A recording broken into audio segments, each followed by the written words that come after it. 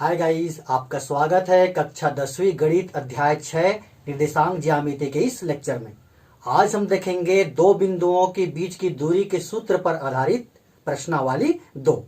यदि हमको दो बिंदु दिया हुआ है तो हम दोनों बिंदुओं के बीच की दूरी ज्ञात कर सकते हैं। जैसे मान लो ये कोई बिंदु है और इसका निर्देशांक है x1 y1। इसी प्रकार से दूसरा बिंदु हम ले लेते हैं। ये कोई बिंदु है, इसका निर्देशांक है x2 y2। अब इस बिंदु को हम कोई भी नाम दे सकते हैं। मान लो ये बिंदु A है, यानी कि A का निर्देशांक है x1 y1, और ये बिंदु B है और B का निर्देशांक है x2 y2। हमको दोनों के बीच की दूरी ज्ञात करना है, बिंदु A और B के बीच की दूरी, या फिर हम ऐसा भी कह सकते हैं रेखाखंड ए बी की लंबाई। तो इसका सूत्र हो जाएगा ए और बी के बीच की दूरी कहेंगे ए और बी के बीच की दूरी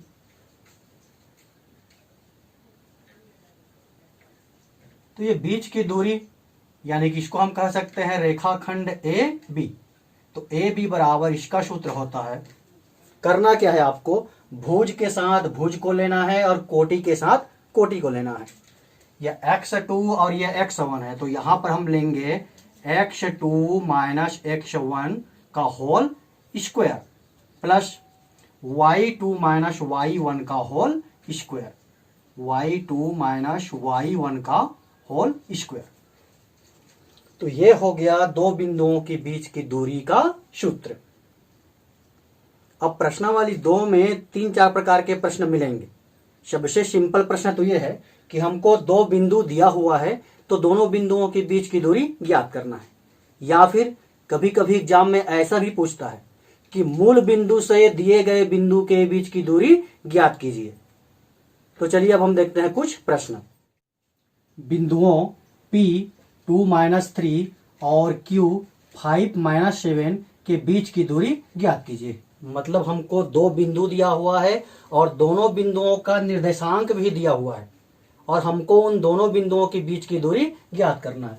ये बिंदु P है, बिंदु P का निर्देशांक दिया है 2-3। ये बिंदु Q मान लेते हैं, ये बिंदु Q का निर्देशांक दिया हुआ है 5-7। हमको इन दोनों के बीच की दूरी ज्ञात करना है।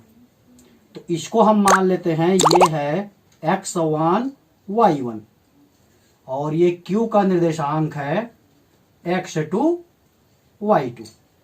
मतलब यहां से आप देख सकते हो कि x1 का मान 2 है, y1 का मान -3 है, x2 का मान 5 है और y2 का मान -7 है।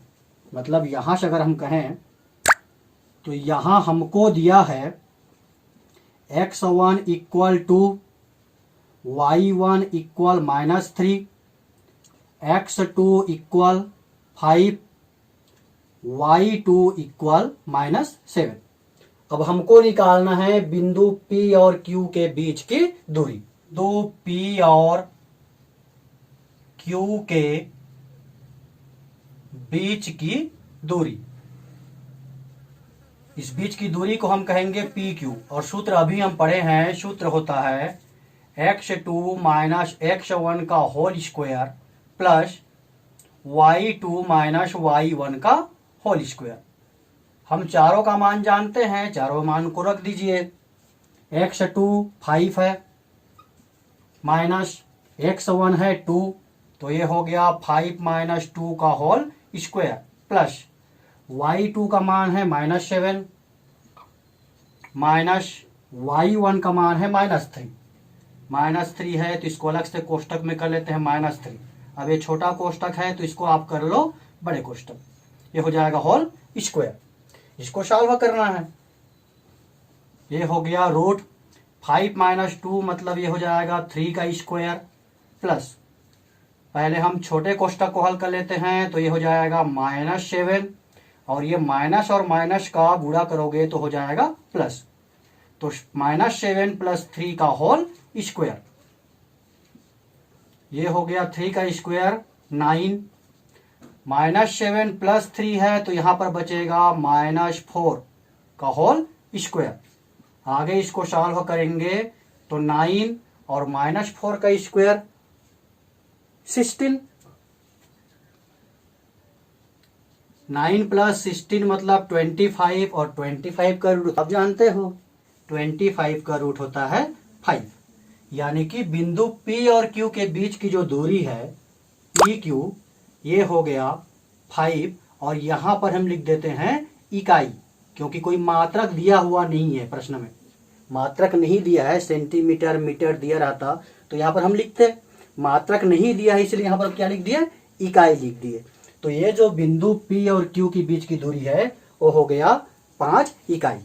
तो एक तो इस टाइप के प्रश्न रहेंगे जिसमें दोनों बिंदु दिया रहेगा और दोनों बिंदुओं के बीच की दूरी हम ज्ञात कर सकते हैं। अब हम देखते हैं प्रश्नावली 2 में क्या दिया है। प्रश्नावली 2 के प्रश्न तीसरा में क्या दिया है, बिंदु 3, 4 की मूल बिंदु से दूरी ज्ञात कीजिए। और इससे पहले हम पढ़े हैं दो बिंदुओं के बीच की दूरी, लेकिन यहां पर ध्यान दो, यहां पर एक बिंदु दिया है 3, 4 और इसकी दूरी कहां से ज्ञात करना है, मूल बिंदु से ज्ञात करना है। और इससे पहले के लेक्चर में हम पढ़े हैं मूल बिंदु का निर्देशांक क्या होता है, मूल बिंदु का निर्देशांक होता है 0, 0। तो बिंदु 3, 4 की मूल बिंदु से यानी कि 0, 0 से दूरी ज्ञात करना है। तो ये जो 3, 4 है इसको हम मान लेते हैं x1, y1 और ये जो मूल बिंदु है इसको हम मान लेते हैं x2, y2। यानी कि हमारे पास क्या आ गया, हमारे पास आ गया x1 = 3, y1 = 4, x2 = 0, y2 = 0।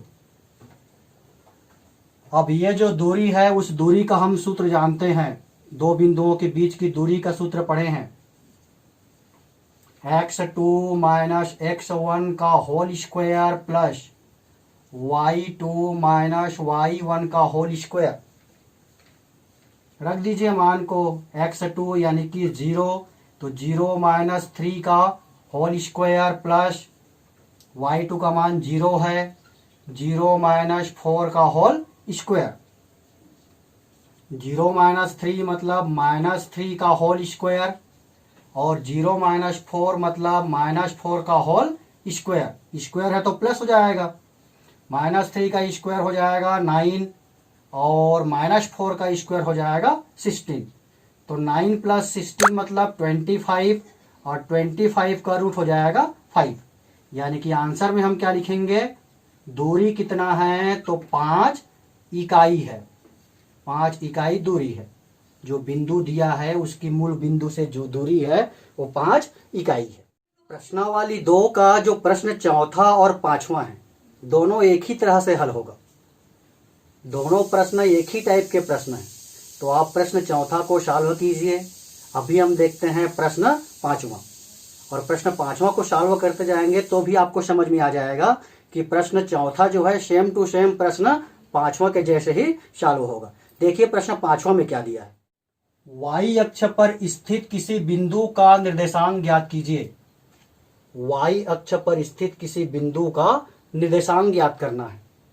जो बिंदु 5 - 2 व 3 - 4 से समदूरस्थ हो। समदूरस्थ शब्द को ध्यान दो, सम माने समान, दूरस्थ समान दूरी पर हो। मतलब हमको ऐसे बिंदु का निर्देशांक निकालना है जो y अक्ष पर हो और ये जो दोनों बिंदु दिया हुआ है इनसे समदूरस्थ हो, यानी कि समान दूरी पर हो। तो पहली बात तो आपको यह समझना है y अक्ष पर स्थित किसी बिंदु का निर्देशांक, इससे पहले के लेक्चर में हम पढ़े हैं कि अगर कोई बिंदु y अक्ष पर स्थित रहता है तो उसका x निर्देशांक जो है 0 होता है। टेस्ट में भी ये प्रश्न आप पढ़े हो, y अक्ष पर स्थित किसी बिंदु का भुज 0 होता है। तो पहले हम मान लेते हैं, माना कि y अक्ष पर स्थित किसी बिंदु का निर्देशांक, किसी बिंदु P मान लेते हैं। तो y अक्ष पर स्थित किसी बिंदु P का निर्देशांक y अक्ष पर है मतलब x वाला मान 0 होगा, यानी कि 0 मान लेते हैं और y का हम मान लेते हैं y। तो ये हम मान लिए कि y अक्ष पर स्थित किसी बिंदु P का निर्देशांक कितना है, 0 y है। 0 क्यों हुआ, क्योंकि y अक्ष पर कोई भी बिंदु रहेगा तो उसका x निर्देशांक यानी कि भुज जो है 0 होता है। आगे प्रश्न में क्या दिया है, ये जो बिंदु P है वो बिंदु 5 - 2 और 3 4 से समदूरस्थ है। बिंदु P बिंदुओं, इसको हम मान लेते हैं A और इसका निर्देशांक दिया है 5 - 2। वह दूसरे बिंदु को हम मान लेते हैं B और इसका निर्देशांक दिया है 3 4 से समदूरस्थ है। समदूरस्थ है मतलब समान दूरी पर है, समदूरस्थ है। बिंदु P जो है A और B से समान दूरी पर है, मतलब P और A के बीच की जो दूरी है वो P और B के बीच की दूरी के बराबर है। PA = PB। अब प्रश्न चौथा को देखो, वहां सेम टू सेम ऐसा कंडीशन मिलेगा आपको। प्रश्न चौथा में क्या लिखा है, प्रश्न चौथा में दिया है यदि PA = PB, मतलब PA और PB के बीच की जो दूरी है वो बराबर है, तो उसी को हम कहेंगे कि बिंदु P जो है A और B से समदूरस्थ है। अब PA कहेंगे तो यहां पर हमको चाहिए P का निर्देशांक और A का निर्देशांक। PA बराबर ये हो जाएगा रूट, देखो P और A लेना है, ये P और ये A। P का निर्देशांक हम माने हैं 0 y और A का निर्देशांक हमको दिया है 5 - 2। और दूरी निकालने के लिए हम क्या करते हैं, दूरी निकालने के लिए भुज को भुज के साथ माइनस करते हैं और कोटि को कोटि के साथ माइनस करते हैं। मतलब ये हो जाएगा 5 - 0, 5 - 0 का स्क्वायर प्लस, अब कोटि और कोटि को लेंगे तो ये हो जाएगा -2 - y का स्क्वायर। ये हो गया P और A के बीच की दूरी। ऐसे ही P और B के बीच की दूरी, तो P का निर्देशांक हमारे पास है 0 y और B का निर्देशांक हमारे पास है 3 4। तो यहां भी सेम प्रोसेस करना है, भुज को भुज के साथ लेना है और कोटि को कोटि के साथ। ये हो जाएगा बीच की दूरी के सूत्र से 3 - 0 का होल स्क्वायर प्लस 4 - y का होल स्क्वायर। अब इसको सॉल्व करना है। सबसे पहली बात तो आप देख रहे हो दोनों तरफ रूट है, तो वर्ग करने पर कह सकते हैं, या दोनों तरफ रूट है तो कैंसिल हो जाएगा रूट। इधर भी रूट है इधर भी रूट है, रूट कैंसिल हो गया। 5 - 0 मतलब 5 का स्क्वायर और ये हो गया -2 - y का स्क्वायर। ये 3 - 0 मतलब 3 का स्क्वायर और ये हो गया 4 - y का होल स्क्वायर। तो 5 का स्क्वायर तो हो गया 25, ये आ गया 25। इसको हम नहीं जोड़ सकते, नहीं घटा सकते, क्योंकि एक चर राशि है और एक अचर राशि है। -2 और -y को आप जोड़ या घटा नहीं सकते, एक चर है और एक अचर है। इसके लिए आप पढ़े हो, आपको याद है सर्वसमीका दूसरा।